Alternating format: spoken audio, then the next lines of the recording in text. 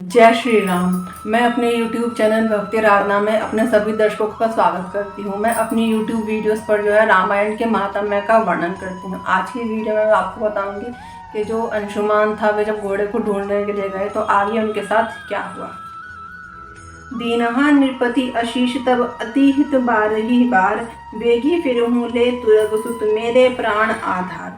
तो इस प्रकार जो है अंशुमान जो है अपने पिता सागर का आशीर्वाद लेकर राजा घोड़े को ढूंढने के लिए निकल पड़े और रास्ते में चलते चलते हुए हर दिशा की तरफ गए। वहाँ पर जो जो उन्हें जिन जिन मुजनिबे आश्रम मिले उन सबको वो है नित्य नाम प्रणाम करते, उनको शीश नवा के उनका आशीर्वाद लेके आगे बढ़ते चले गए। ऐसे ही चलते चलते जो है उन्होंने एक आश्रम और मिला।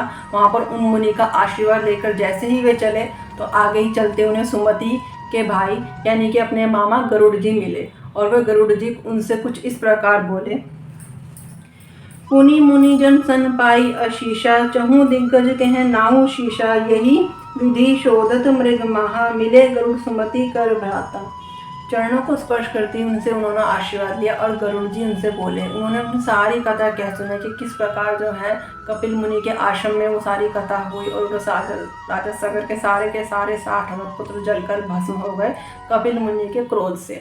ये सुनकर अंशुमान को बहुत दुख हुआ। तब गरुड़ जी ने जो है उनको धीरज बंधाया और वहीं नदी में जो है उन्हें स्नान करवाया और उनको जो है जलांजलि दिलवाई।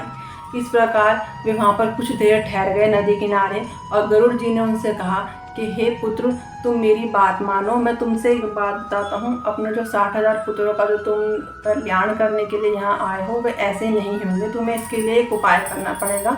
वे कुछ इस प्रकार बोले। करु सुत सोई उपाया, गंगा आवही अग्नि मह, दर्शन ते अग जाए मज्जन कीन्हे परम सुख। तुम कुछ ऐसा उपाय करो कि गंगा जी जो है इस धरती पर आ जाएं और उस गंगा जी में जो है तुम वो जो 60,000 पुत्र जो भस्म हो गए जलकर उनको जो है उस गंगा नदी में ही तिलांजलि दी जाएगी, तभी जो है उन्हें मोक्ष प्राप्त होगा।